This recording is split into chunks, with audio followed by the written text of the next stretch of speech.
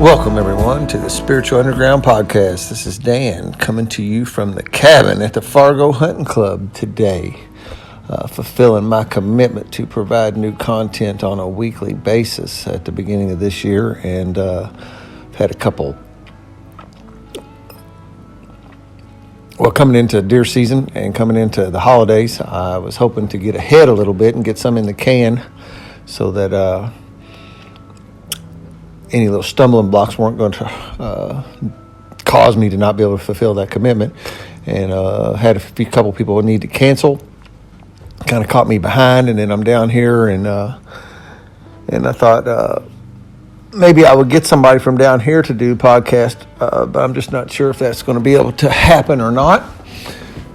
Somebody from the meetings down around in the Orange Crawford County, Indiana area. Been going to some meetings, but have not asked anybody yet. Frankly, I'm a little scared to do that. Around home, I've been able to promote the podcast pretty well, but down here, not so much so. I did talk about it a little bit on Sunday night. So why am I here? Let's back up. Dad, my brother, and I built this cabin in the fall of 1999. That is 20 years ago this fall. We've been coming down here on a really regular basis, sometimes more than others. It's kind of slowed down here recently. I think it's just an ebb and a flow of life. We used to come down. I would say I probably spent 2 weekends a month here for a long time. I used to come down here a lot when my kids were little. My then wife was working a weekend shift as a nurse, and I would have the kids on the weekend and would come down here with my father and the kids, and she could come home and sleep. She was working night shift also, so we weren't disturbing her in the daytime, and kind of felt like almost like a service thing, and I think it probably was to some extent, and it was also an escape because I could come down here and drink and do what I wanted to do without having to worry about any perceived judgment from her. So time went by, and I continued to get into my disease progressed, and in February of 2015, I was sentenced to 3 years with the Indiana Department of Corrections. Now, that sentence went as such: 1 year to be spent on home incarceration with the Floyd County Community Corrections, a year to be spent on probation, and the other year was suspended pending successful completion of the other two. In October or so of 2015, I had worked the steps. I was a free man in my heart. I was still wearing an ankle bracelet. I was going to lots of meetings, fully participating in my recovery. And my angel, Janine, down at Floyd County Community Corrections, offered something to me about wanting to know if maybe I could get off the ankle bracelet a little early and serve out the rest of my 1 year home incarceration sentence under a program they called day reporting, which meant I wouldn't have an ankle bracelet anymore. I could turn in my breathalyzer that was installed in my house, and I would need to call her every day instead, which was no big deal. I was already calling my sponsor every day. And actually, one thing I could do with her was to, usually I left voicemails, but I could text and leave her a message to check in. And, of course, I took her up on that deal. The powers that be signed off on it. And on November the 4th, I had made arrangements with her and my family to come to the cabin after turning in my equipment. So I had my car was packed with my hunting gear and enough stuff to come down here and stay a couple weeks. I disconnected my breathalyzer from the house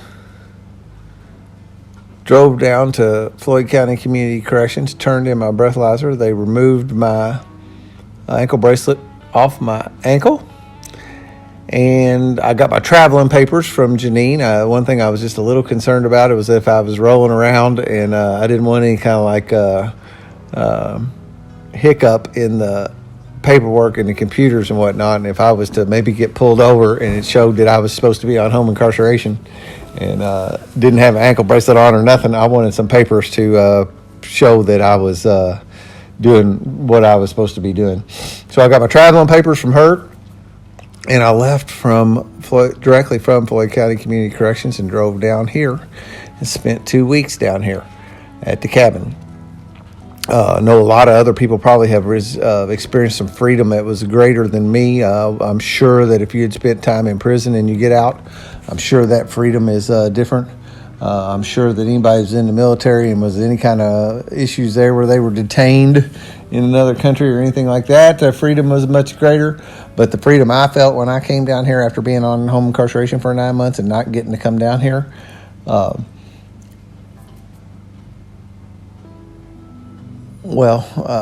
little stall and pause there was because it's beyond my ability to explain it to you.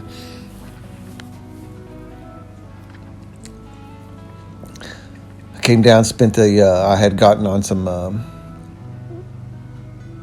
on the computer, tried to find out where meetings were out here. We're very fortunate in Louisville, Kentucky, Louisville metro area, that it's very easy to see where meetings are at. You can look them up on the internet. They are there where they say they are going to be. Corrections are made in a timely manner, and there are so many of them that you just pretty much could catch one at any time. Down here, not so much so. So I had logged on and found some meetings and noted them, and came down, and I can't really remember how the timing went. I'd have to go back and look, but again, like I've said 100 times, if I knew I was going to tell this story, and probably at that time I did know I was going to tell this story, and I still wasn't keeping track. But if I knew I was going to tell this story, I'd have kept better track. And the other thing I say all the time is that for whatever reason, it doesn't seem like the timeline will ever works. I've just been listening to a book called Blink, and it talks about how that like time sometimes doesn't count. Some of the places it talks about it is like when the last 10 foot of a major league pitch to the batter, that happens so fast that there's no real way a guy could actually consciously see the ball and hit it. There's something else going on in that process. Same thing with the tennis ball.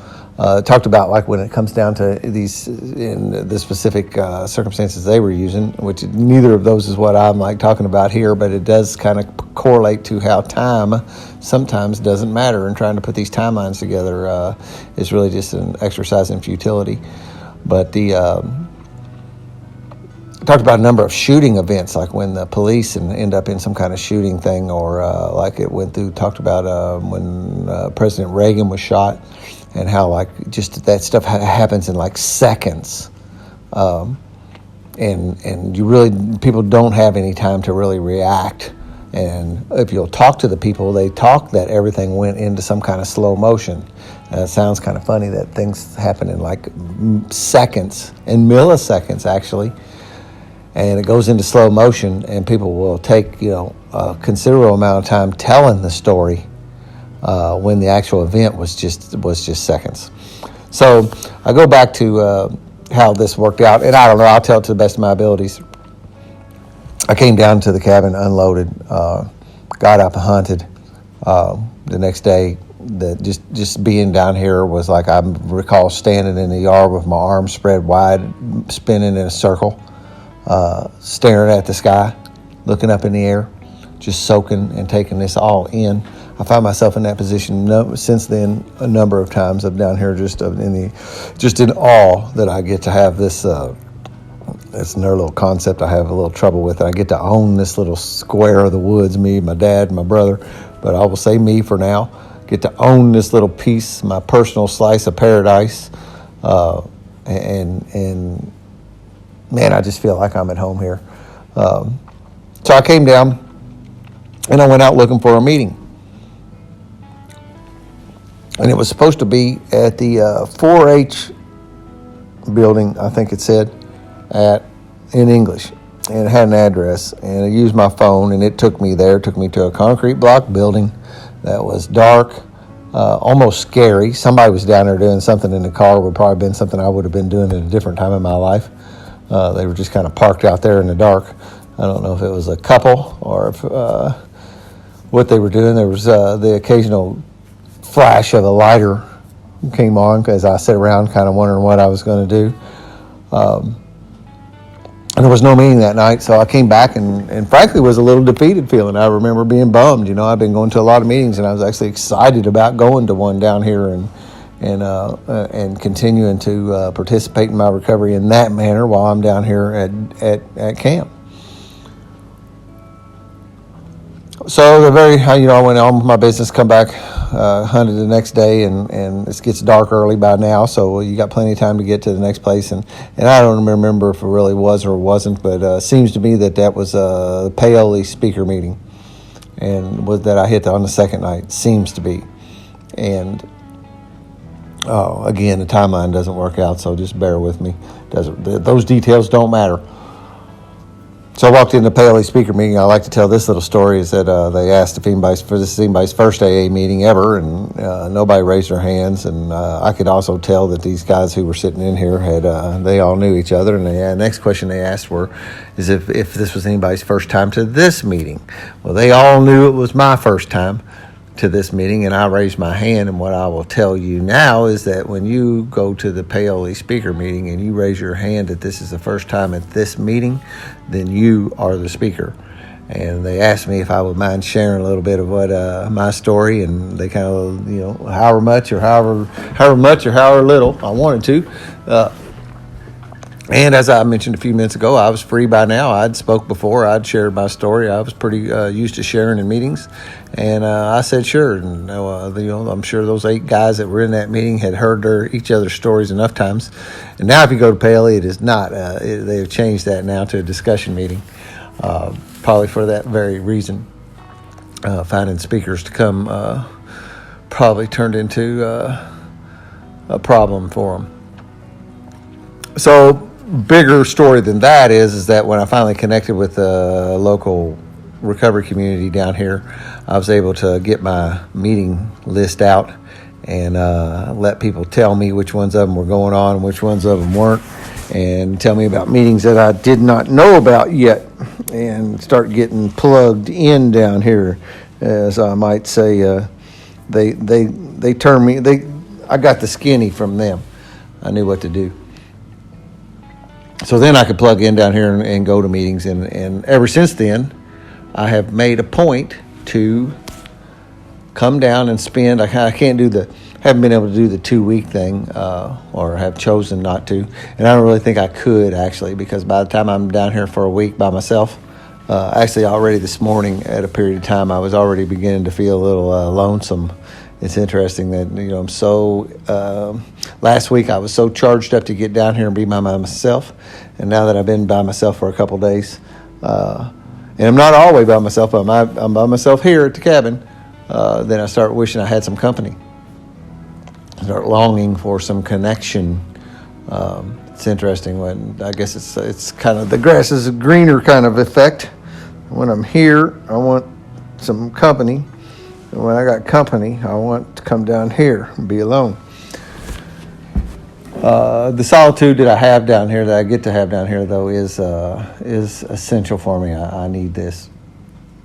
So I've been coming down every year since then, and spending this time, and I reconnect back out at the recovery community out here. They have begun to know me and remember me from year to year. They may not remember my name, and I'm pretty good at remembering names too, but when it goes year to year, I have a little bit of a trouble with it.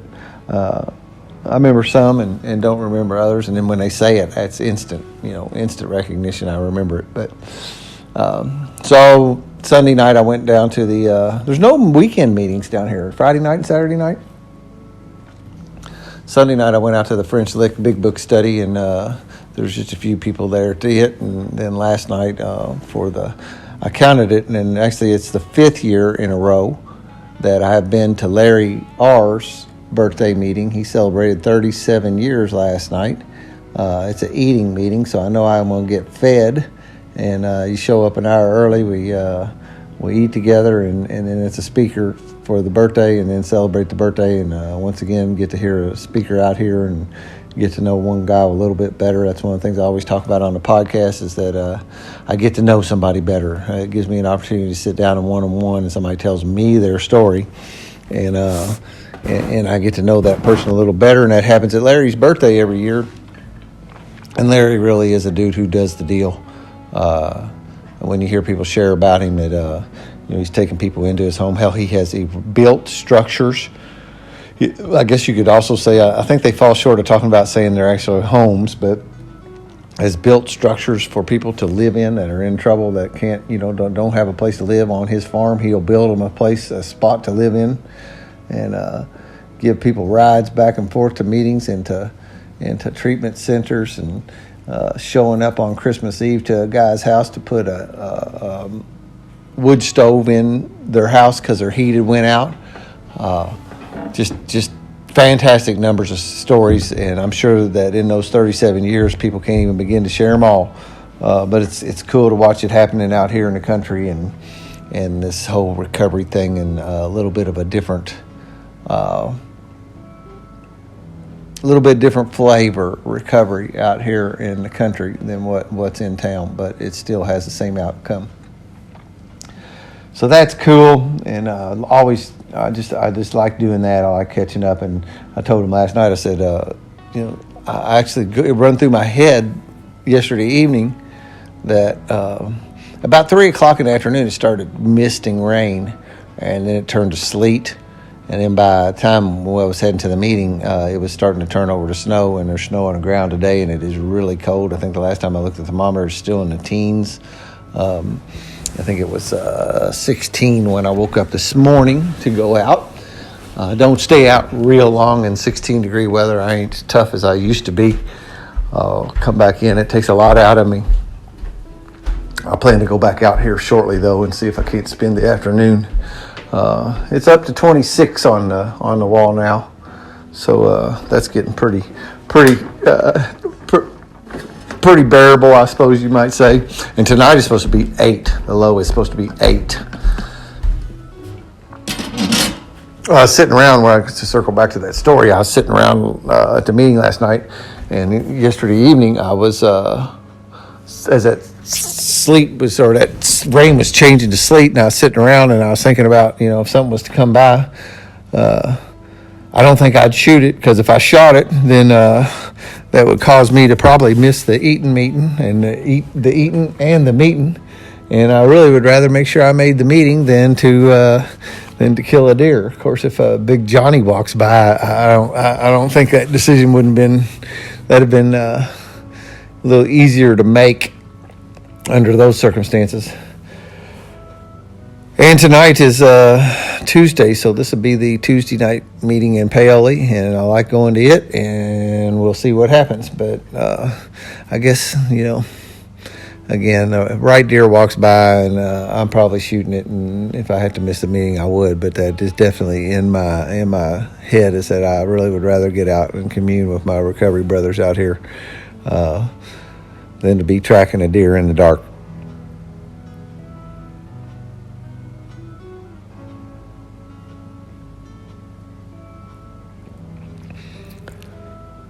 So, the weekend, this past weekend, I came down early on a Friday. Again, timelines don't matter. Hung around, hunted, got the cabin in shape, blew out the gutters, got my gear all spread out and workable, and a little bit of maintenance here and there, make sure everything is going the way it should be going out here. The outhouse heater had bugs that clogged it up, so we have a heated outhouse. I need to take it apart and clean out the dirt in it, get it going. A few other little things, and later on in the night I went out to, there used to be a meeting on Friday night, and I didn't note it, and I think it was Friday night, but I think it's apparently, from what I understand from last night, is folded up already. So I went out Friday night to do that. Plus, I kind of checked my messages and make sure everything is okay on the home front. And as I'm coming back in, there's taillights coming in, and it's my brother. And so for years now, me and him ran together and drank and partied. We came down here and drank, and we come down here and today I would say we pretended to hunt. We really come down here and drank and wouldn't want to get up in the morning and felt like crap, or drag your ass out of bed and go out in the woods for a little bit. And when you'd come back in from hunting, it'd be stop on the porch and get a beer out of the cooler on the way in the door, get back to it again. Sometimes that meant you were hunting in the evening. Sometimes it meant you weren't. There was a time in my life when I was down here smoking a lot of pot in the tree stands. Later on, that ended because pot was contrary to my goal of drinking. And if I smoked dope, I could do it as a nightcap, but it better be the last thing I do tonight, because after I smoked a little dope, I will be going to sleep. And we partied. And it's hard to say that's actually partying, but okay. I look back at it now and giggle that I now will call that partying. It's quite frankly, it's a little bit sad. Now, there was times and it was fun, and we'd have some people down here, and opening weekends of gun season and stuff like that. It'd be fun. It would be, you could qualify as a party. We'd be cooking and maybe have guests here that hadn't been here before. That's always fun, having people down that haven't been here before. Talk a little about that here in a little bit too, about how we've changed the flavor of deer camp by doing that.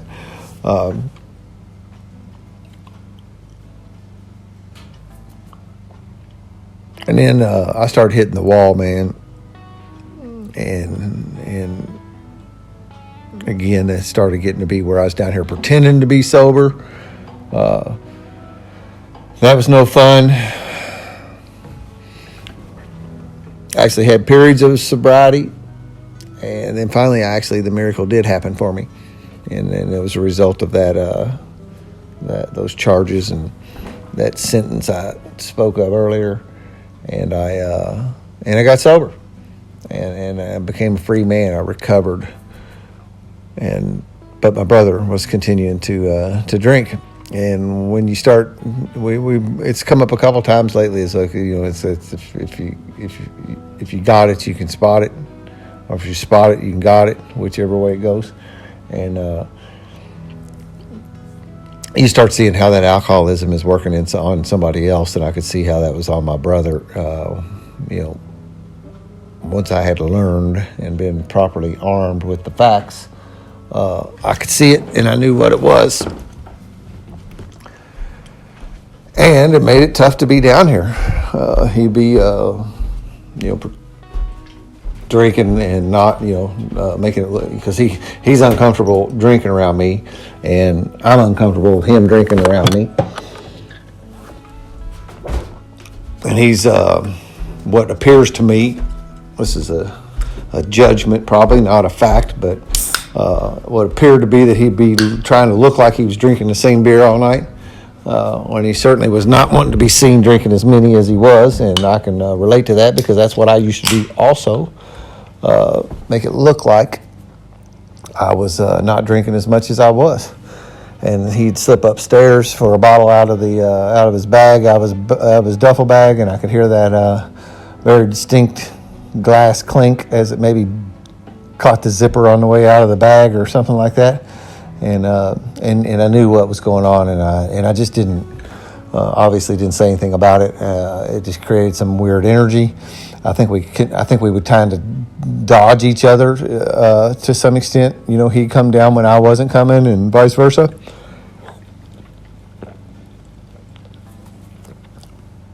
I started having recovery things down here, and I'd let him know that that's what I was doing. Knowing that, drinking wasn't going to be something that was allowed while we were doing those things, and had those retreats. And then this past spring here in May of 2019, I had the biggest retreat to date. And that Saturday evening, as we sat around the campfire, we had 32 men around the campfire. And during the day, I was going up to the top of the hill now and again to get cell phone service to see if people were maybe lost, or were calling in saying they're not coming, any number of different things. And went up to the top of the hill, and I had a voicemail that's from my sister-in-law that said her and Neil had stopped drinking. And another miracle occurred in my life of here I am doing this recovery thing, and really never did. I'm sure there was uncomfortable stuff, and there was that, but I don't think I ever put the don't drink crap on him. I don't think I ever laid that on him. I'm pretty sure that I did my best to stay on my side of the street on all that and let him have his journey. And and I think it was a health scare for Tracy that ended up being the defining factor, his wife. And so now, yesterday, actually, they celebrated or would have hit their 6-month sobriety, and did hit 6 months of sobriety. And Neil was down here this past weekend for the first time, him and I sitting at deer camp, the two of us sober and on that path too. You can be down here sober and not be happy about it. We were both down here sober on purpose, and rather than have that funny energy and what to talk about, and my life is frankly wrapped up around recovery. So if you're going to be talking to me, it's probably going to have something to do with that. And when a guy's drinking, it's just kind of funny to be talking recovery, right? So this weekend it wasn't, and another miracle happened, and another one for the list, and I should put it down. He saw the TSSR book sitting around and asked about it a little bit. And although one of the things I want to make sure I continue to do is stay on my side of the street on all this, support his recovery in whatever way that he needs me to do that, but not be putting my shit on him. Certainly one thing I don't want to get in the way of somebody else's sponsoring. He has a sponsor and is working down that path. And I wouldn't want somebody to be monkeying around in my sponsoring. So I damn sure better not be doing it to somebody else, right?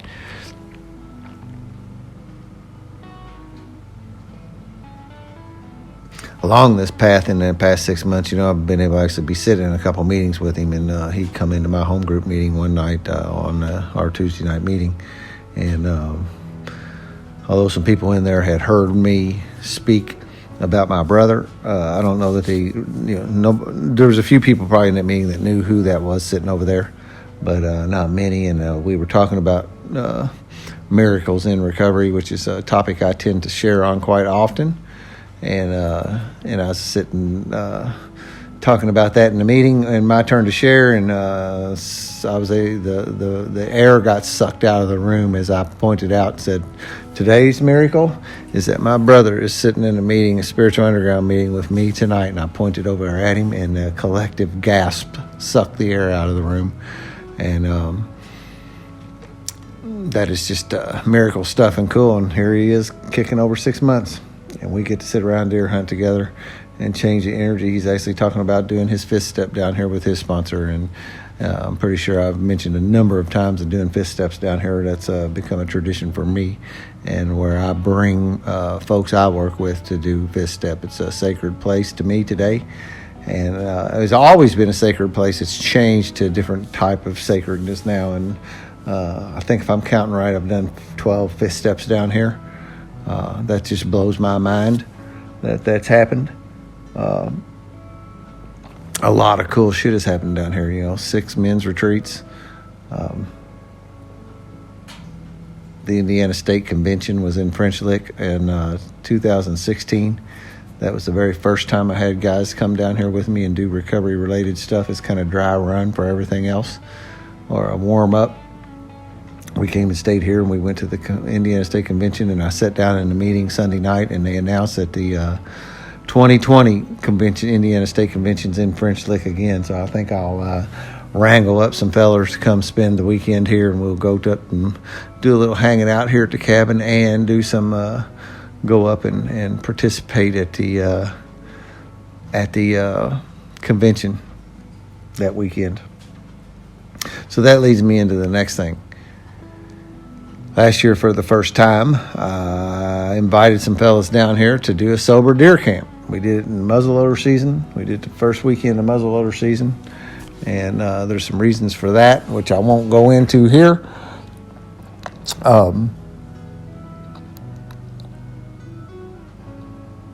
We did a podcast in that, and it was in December of last year. It was before we actually released any podcast, but we recorded one here at deer camp that night, which is now, you can go back and find it. It's one of the first half a dozen ones in that were released.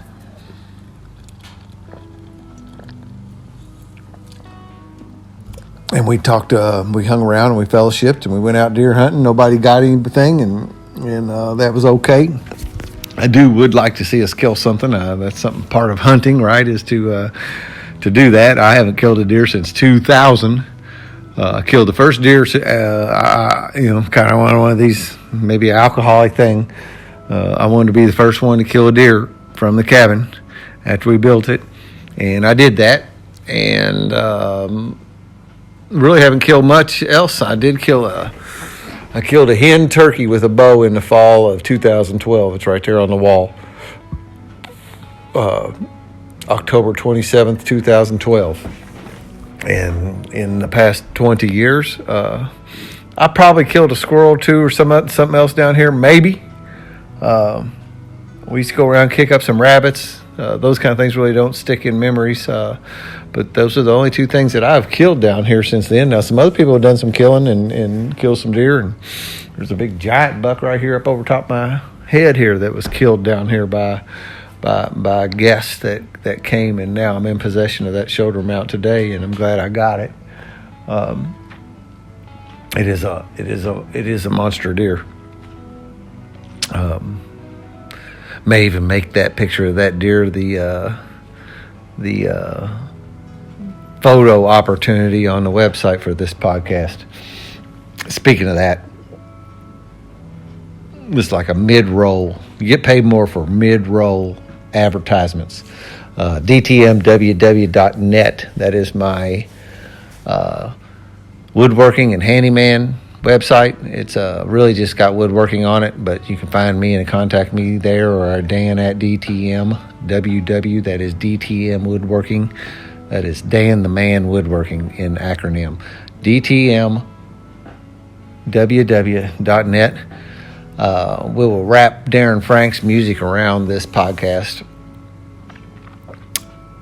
Go to Amazon and get 12-Step Spiritual Recovery. 12-Step Spiritual Recovery. You can get the full volume, or you can get the volume 1 and 2. A little handier to hold when you got those smaller books. That is by James Christopher Cone. It is a master level course in the 12 steps. As I've said before, the magnum opus, the great compendium, the Optimus Prime version of the 12 steps.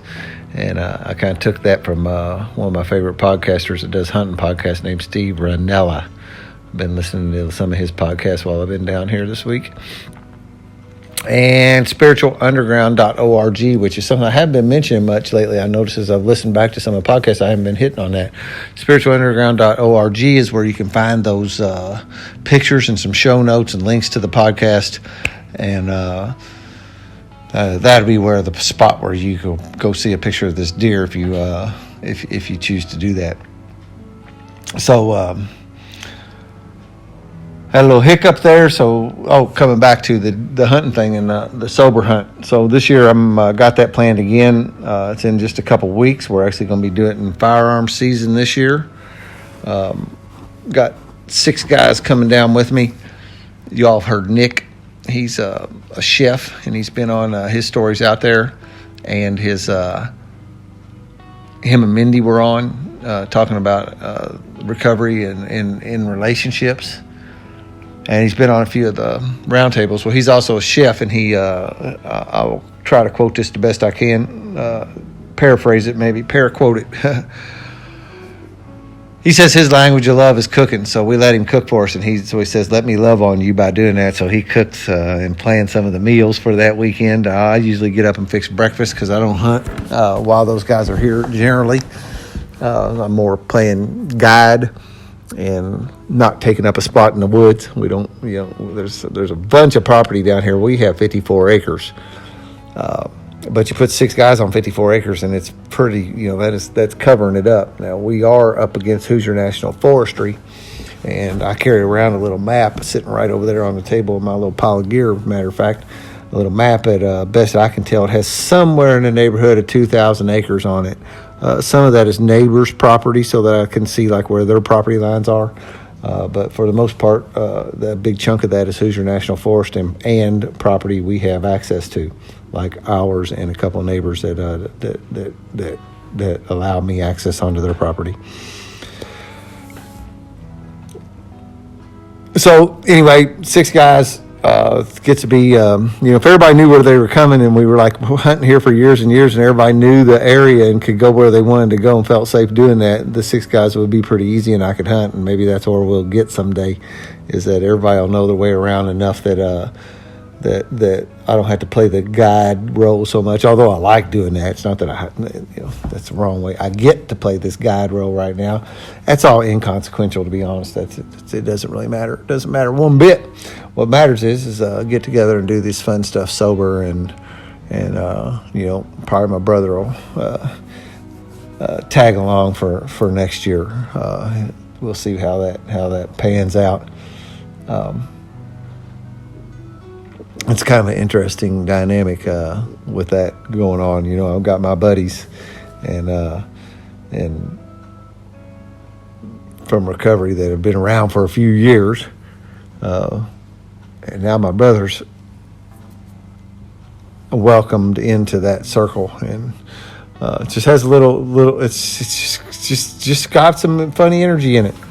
I'm sure it will evolve if we allow higher power to do what it does. A couple other things, I sit out here and meditate in a tree stand and second guess whether as you get this grass. I have constantly battled with the grass is always greener kind of thing. I used to do a really good job of keeping food plots, and I had almost like 4 acres of food plots out here for years. And it's another thing that just fell off as a priority in my life. It takes a tremendous amount of time to come down here and plant that, and that's like in 8 little food plots too. But it's not like a big 4-acre field you just come up and plant and fertilize. You drive through the woods to this little spot and through the woods to this little spot, and it's a big commitment. It takes a lot of time, and I just haven't been able to keep up on it. And I tried to actually back down and just do maybe a couple acres of it. But then we had some tractor problems, and that shut that down. So there's no food plots out here at the moment. Some of the residual stuff still comes up in there, and the deer, I think, still come through those same areas. I know they do because I put the deer cameras out and I see them. But it makes it... when you had the food out here, it made it a whole lot easier to pattern and know where to hunt. And now that you don't have those concentrated areas the deer are coming to and from, it makes it tougher. So I'm out in tree stands always doing the grass is greener. I should be in this other stand. I should be in this other stand. And then also, I don't want to burn out a stand. You can overhunt one and leave too much scent around and then not really see them. And I've been doing that in recent years. It used to be that I would be down here from October 1 through, and I would kind of burn out once gun season come in. But for that month and a half, I would hunt every weekend if I could. And I think we would kind of burn it out down here with scent and activity. And so the last few years, I've been trying to kind of leave it alone during October and come down here and hit it good like this time of year when things when the rut really starts firing up in early November. And I think I have seen some that seems to have paid off, because every year I at least get an opportunity or I see a few nice deer. And last year I missed a big nice deer, missed him twice. Year before that I shot one, I hit him dead in the shoulder. And I'm shooting a longbow, and if you have had a compound bow or a crossbow or something like that, it might have drove through that shoulder, but with that longbow it did not. And I doubt that was a mortal wound. But anyway, and that's part of hunting. I don't want to wound animals, but it's part of hunting. And back to my point is that I think let this place rest a little bit during October has helped the November hunting. Now down here probably, it doesn't, there's some other factors too going on. There's the rut, which, everything goes out the window when that's going on. That's the mating season. What they call the mating season for deer is the rut. And when that's going on, things go out the window. The bucks are chasing the does, and the predictability kind of is gone of what the deer are doing. You just kind of want to be around the does. The bucks will come looking for the does. And when the gun hunters come in the woods, I said on that 2,000 acres down here, for the most part, I have that to myself almost all year round, except for 2 weekends a year. And one of them is next weekend, which is the opening weekend of firearm season. And the other one is the opening weekend of turkey season in the spring, which is usually like the last weekend in April. And when that happens, we share these woods for a little while. No big deal, but my point there is that when this opening weekend and the gun hunters start moving in, patterns of what deer are doing is out the window again. So you put the rut on top of a huge number of people coming into the woods that aren't normally here, and making loud noises with rifles and shotguns. Any pattern you might have on a deer or deer movements is null and void.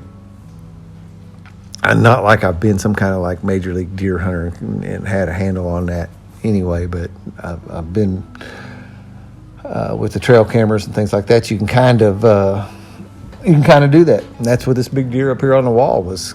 It was kind of a result of getting some pictures in a location, and the guy going there and happened to bump heads with him because we knew this deer happened to be coming through that area now and again. And it was related to a food plot also. So anyway, kind of got to rambling there about deer hunting and philosophies. And fact of the matter is, I just like coming down here, and I like coming out and sitting in the trees, and I take a book with me, and so a great place to read. My buddy Mike, which you have also heard on the podcast a couple times,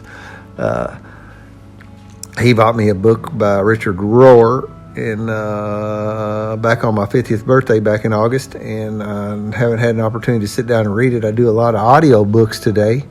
One thing I do know is that when I'm listening to audiobook, I will zone out and quit listening and be thinking about whatever I'm thinking about. I can do that reading also. I can totally turn a page on a book and know that my head was someplace else and I didn't read it. But down here is a good place for me to read, and so I'll sit around in the cabin in the evenings, or I sit out in the tree stand and do some reading while I'm hunting. If the conditions are right, you can usually hear deer coming before you see them. So if you're reading, you can hear those footsteps and get the book put down in time sometimes. And sometimes just sit there and let them walk by and keep on reading. But this book is really cool. I kind of have I shared the beginning of Anthony's podcast, which would have come out this past Sunday, about Mike and I going to his church and having the open mind and being able to listen. I've had a closed off mind to most things Christian for quite some time, and those walls have come down considerably.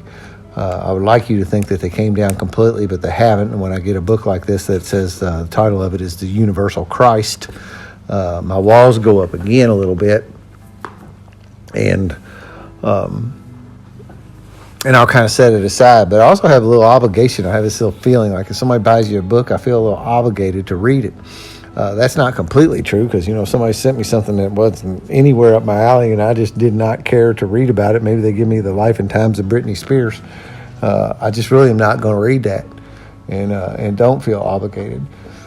A few years ago, before I was ever even thinking about this particular topic, my girlfriend at the time bought me the book Baron Baptiste's Journey into Power is a book about yoga, and I had no real interest in it at the time. I guess that's probably not correct, because I wouldn't have read it if I had no interest, but I certainly didn't have any interest in it at any real level, and it had all about the poses, but it had the yogic lifestyles and stuff about diet and exercise and mindset and meditation and things like that. So I read it out here that year, and lo and behold, that's the manual that they use when they do yoga teacher training, and I had already read it once when I went into my yoga teacher training. So higher power knew what it was doing then by putting that book in my hands, and I thank her thank you, Renee, for turning me on to that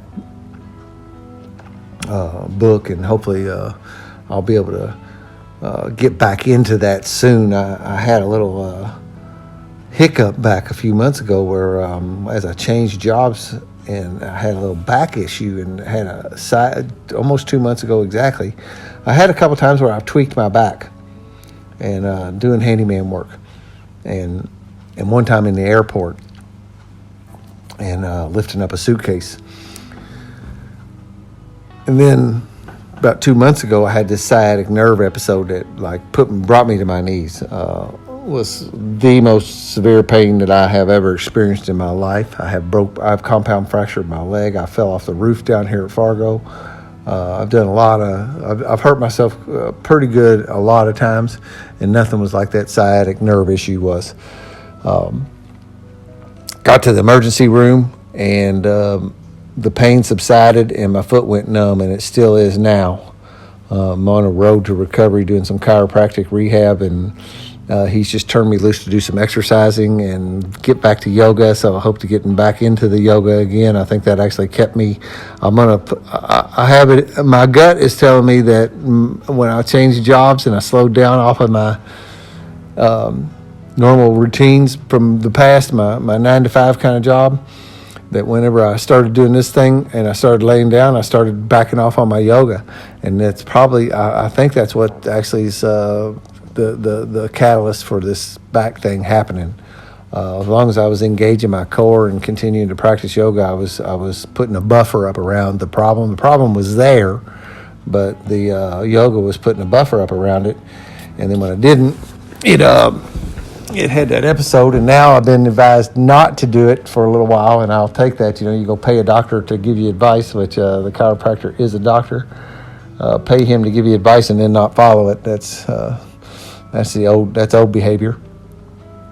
And so I don't do that. I listen to him, and now he's cut me loose to I'm doing some slow exercising and getting back into the yoga thing. So trying to bring that back into a piece of my life. I want something I'm going to concentrate on doing. Got a couple other goals I need to be hitting by the end of the year. Some things about getting this business running officially, and a couple other things I won't go into. But back to this book is that I had these walls up on this book, and the reason I had a wall up on it is because it says the word Christ. And it's pretty the quick way to get me to throw my walls up is to talk about Christianity, talk about Christ, talk about Jesus. And fact is that all that is very valid ancient teachings that are there for us to learn by. And I talk about some of my others. I don't know if I've actually said it here or not, about never having felt like I never got the hell. I'll tell it. So in a minute, I'm gonna sweep back to this book. So, home incarceration story. And if I've told it before, you just had to hear it again. About 90 days in, I did tell this I think I told this on a YouTube video. It didn't get on the actual podcast. About 90 days in, I had I was every week I'd have to go in and turn my verifications in from the week before and turn my schedule in for the next week. They would look at my schedule from past week against my verifications, make sure everything I said I was going to do, I did. And I would turn in my schedule and go on. Well, the girl was there that day, or the people I shouldn't say girl, But the gal that was working that day, the people who normally handled me weren't in the office at the day. So I was meeting somebody for the very first time. You developed a relationship with these other people, and they just kind of knew you were doing what you were supposed to be doing. This girl didn't know me, so she didn't know that. And so she was looking at my paperwork with a little more scrutiny. And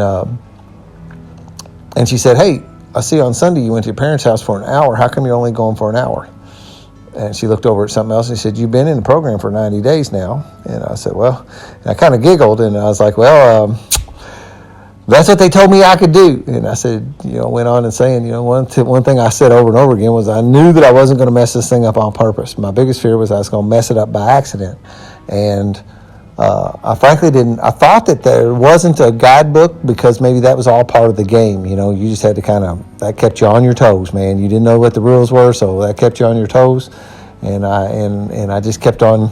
The way I would learn the rules was either I would break a rule and they would tell me that I not supposed to do that, or like in this case, they told me that there was actually something I could be doing more than I was doing. And I kind of said that with a smile on my face and in a good lighthearted nature.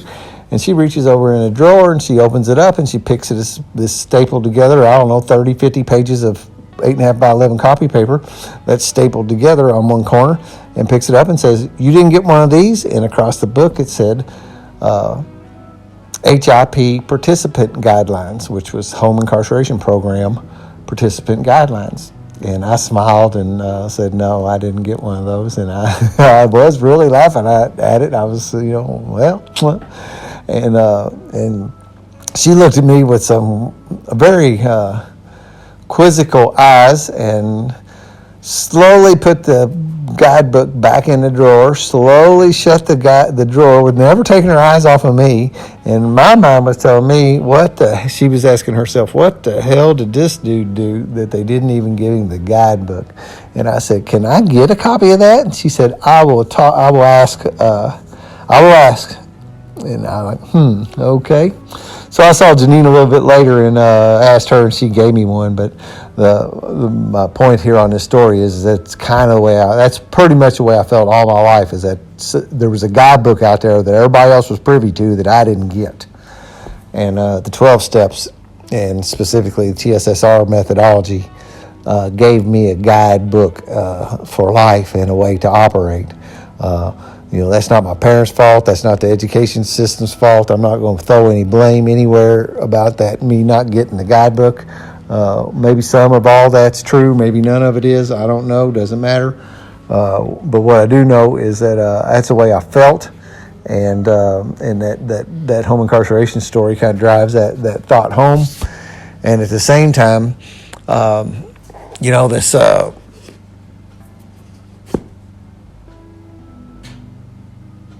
I'm finding that the Bible's got a lot of those guidelines in it also, if you're just open to interpretation and have the right kind of mentor to teach you. And, if I sit down with the 12 steps in a closet, I'm probably not going to get that much out of it. But when I hang out with some guys that know about it and I get a mentor or a sponsor and they help me see what that book and what those rules mean, they're not rules, but catch my drift. The guidelines, the suggestions is the way we put it a lot of times in the program. And that's the same thing that I've neglected opening up my heart to throughout my life, is these rules and these guidelines that come from biblical philosophies. And my heart's being open to that stuff a little bit more here and there. One of it come off of that visit a couple of weeks ago. One of the guideposts, one of the signposts that I know that's happening is because of when I went with Mike to his church and they talked about the 12 steps and Mike's transformation that he has had in the past year or so, and over his past 7 years of sobriety, but specifically over the past year or so. So Mike gives me this book. I'm a little hesitant to read it. I thank him. It's a gift. I feel some obligation to read it. I bring it down here to Deer Camp because this is a good place for me to read and someplace I can do it in solitude and not get squirreled off. Although actually, that's funny because that's what I see more of out of tree stand than anything else is squirrels. So I still can technically get squirreled when I'm reading, but And I'm just seeing a lot of stuff that I'm getting out of it. Just share just a little bit. I'm not going to do no book thumping on you here at any level, but one of my favorite people in the world is Thomas Merton. Was a Trappist monk down at Gethsemane. We have that December trip down to Gethsemane. A lot of people that in our lineage around us go do their fifth steps down there with another alcoholic down there, a brother at the Abbey.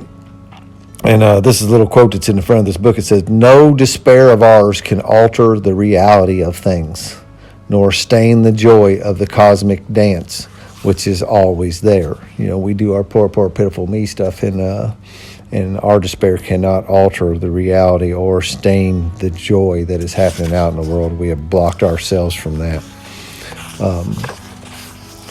Quite a few other really cool things in this book, and if you want to open up your mind a little bit and looking, one of my buddies said I draw from all the ancient spiritual teachings, and I don't subscribe to any specific one. I really like that. I would have said the same thing to you, but I obviously had some bias in where I come from that. There were things that I would not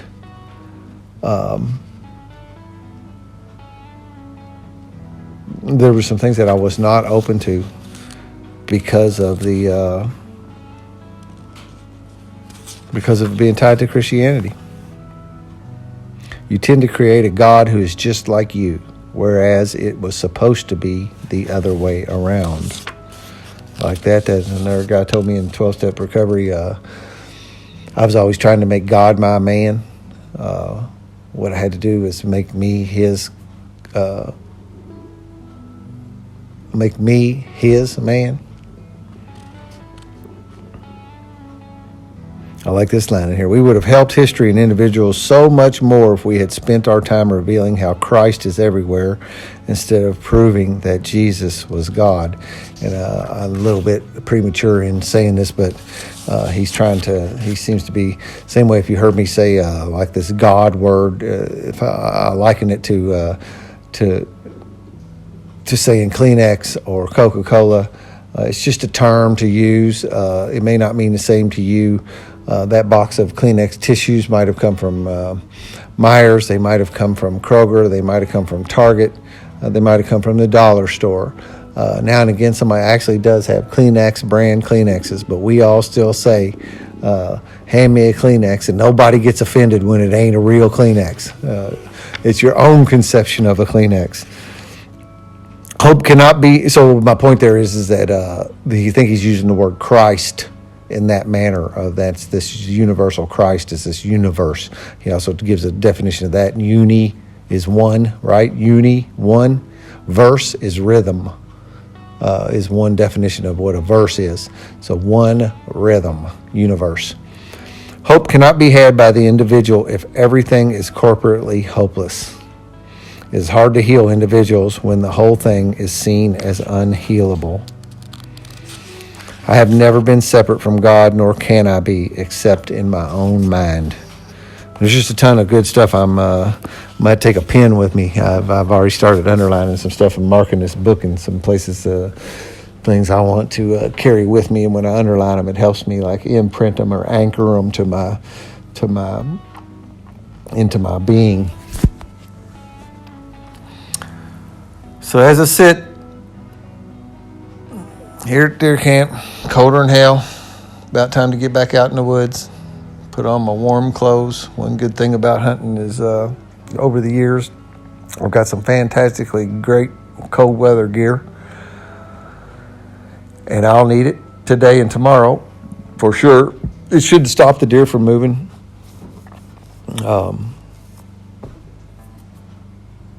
There's a little bit of a lack of a better way to put it, manliness, masculine, going out and toughing the weather. It's part of hunting.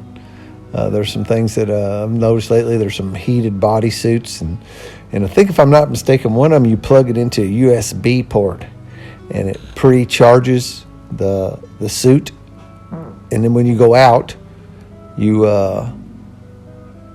turn it on, and it keeps you warm. and I have a little problem with that at some level. It's like, and I use them shake 'em up hand warmers, So I'm like, well, you can't use those and not like that. But part of hunting to me is actually going out and braving the elements, and going out and sitting out there and being a little uncomfortable. Yoga says that a lot. That try to find some comfort, some ease in the effort. Try to find some comfort. Sometimes life ain't comfortable, and part of the trick is to find some comfort and some ease in things that are just not, they're just frankly not comfortable. Whether if it's, you deal with tough issues. Bill Wilson says life's certain trials and low spots, and you have stuff happen in your life, and you got to find some way to deal with it, right? You got to find some healthy way to walk through life's sufferings. This book also says that, that basically life is made up of two things primarily, suffering and love, and you can't have one without the other. If you're going to have a true loving relationship, you're going to have to sacrifice some things, and that can be looked at as somewhat of a suffering kind of thing. Not suffering, as so to speak, is the term we think a lot of times, but and vice versa. Sometimes when you go through some tough stuff together, man, it'll create some love that is like cement. Buddha says life is suffering, right? I always try to throw in just a little tweak of that says life contains suffering. Maybe it is. Maybe it all is. I don't find that to be the case in my life. So we practice little things in that, and I've shared that in yoga about finding some ease in the effort, and they coach that, and that's practicing for real life. If I practice on the mat, then I can, when life really does hit me, I've got some tools where I've practiced doing that. I think that's what meditation is too, is to be able to get grounded when things are happening. Do I need it right now? No. When I wake up this morning and I meditated, no, I don't necessarily need to meditate this morning. I'm doing okay. I really don't have much worries out here. Got plenty of firewood, a 4-wheel drive truck, the refrigerator's full of food, and I really got nothing to do for a few more days. Matter of fact, I don't have anything to do until Monday. I'm supposed to pick up the kids. Their kids are going to be with me this weekend, but I could probably dodge that if I wanted to. But did I have to meditate this morning to get by with all that? Nope. But something can happen. And sometimes it's standing in line. Sometimes it's a traffic jam. Sometimes it's a tough thing going through personal relationships with people in your life where I had to breathe through it. I got a close friend in my life that had a few days of some rugged experience with a family member, and I'm going to keep that as generic as possible. But they're working the tools and breathing through it and stepping away from it once in a while and doing some deep breathing. Somebody talked to me the other day, a sponsee talked to me the other day and said they had some anxiety over something and went and did the box breathing, the 4x4 box breathing, where you breathe in for a count of 4, hold it for 4, breathe out for 4, exhale for 4 seconds, count to 4, and that's called box breathing. I don't think there's any special to it. I think you could do 3s or 5s. What it is getting you to focus on your breathing for a few minutes, and by counting, that makes you focus on it, and that for some reason has some magic that takes you out of the moment and allows you to separate yourself from this anxiety creating circumstance.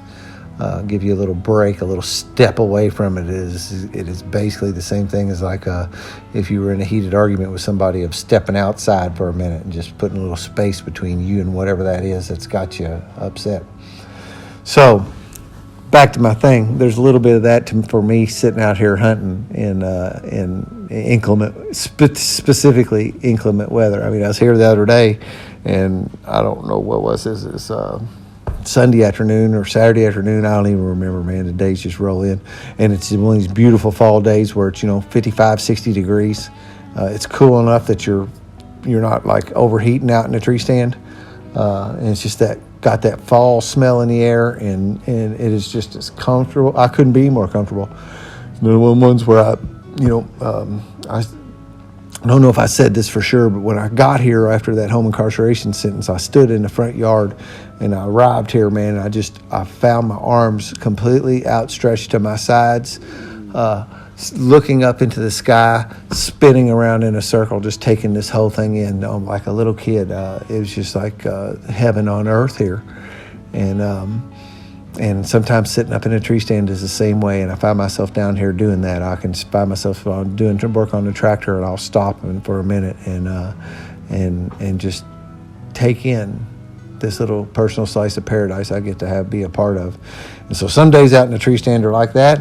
Other days, man, you're bundled up. You're wondering if you got so much clothes on, can I even shoot my bow? And you sit out there and suffer through that in the pursuit of this thing called wild game hunting. And even though that the chances of me shooting something are so low, I still sit out there and take it in and experience it, because it's not. Sometimes things are not as they seem. Came into 12-step recovery. I thought I was trying to stop drinking and doping, and I was. It has gone It's gone so far beyond not drinking and doping. It's crazy. That's not even a thing anymore, really. It's about living a life worth living and having a purpose in my life. And it's a funny thing. The same thing has happened with this hunting and stuff. Is that once upon a time I was out here to kill something. Today, what I do is I hunt peace and serenity, and I kill time. And I come out here and recharge my batteries, and by November of every year, I need that in my life. I need this week out here, and I'm very fortunate and grateful, and I recognize that many people are not able to do this. A, because they don't have a place to do it like I do have. B, if I was married, I'm going to venture a guess that I would not be able to do this. With a couple kids at home and this kind of thing, I don't think my partner would be too cool with me disappearing for a week. Could be wrong, and maybe I find the right person, and also give them that opportunity to do the same thing, and you can do that. But I know I'm out on a skinny limb when I say that, but. And people just don't have the wherewithal or the means or the want sometimes to come and do something like this. I'm grateful that I get to come out here and spend this week. I'm grateful that I got to do it. I get it. I'm grateful that I was able to do that. Have my brother down here for a weekend, and he's not drinking it, and we can do this recovery thing together in that regard. I'm grateful that I get to share this with my brothers in recovery and have them come down and do things like retreats and sober deer hunts and go to state conventions and participate in my recovery in many very unique ways that higher power allows me to do that. It's simply a miracle. Where's that word again? Miracle.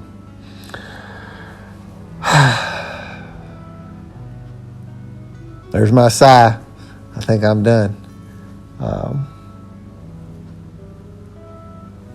Darren Frank's music, spiritualunderground.org, dtmww.net. That is also on Facebook and Instagram, and spiritualunderground.org. Spiritual Underground is also on Facebook and Instagram. 12-Step Spiritual Recovery by James Christopher Cohn. You can get that on Amazon. You can go to 12stepspiritualrecovery.com for more information about that. We got a Facebook page called 12-Step Spiritual Recovery. We got meetings going on in Louisville, co-ed meetings, meditation meetings, women's meetings.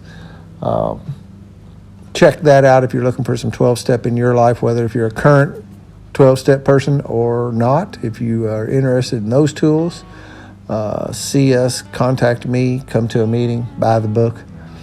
I think that is all for today. I'm going to put on my warm clothes and go sit in a tree stand, maybe see if I can stick it out till dark.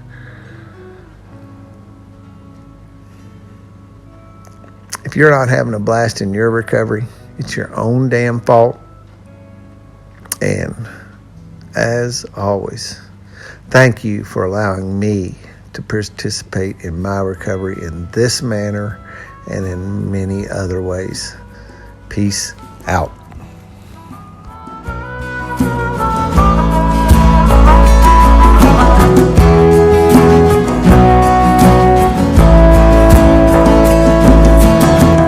Always tried to be just who they wanted.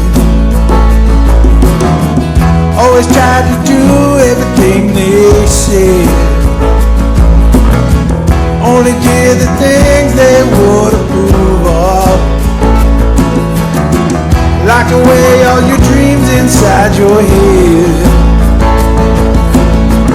Year after year you try to be a good girl.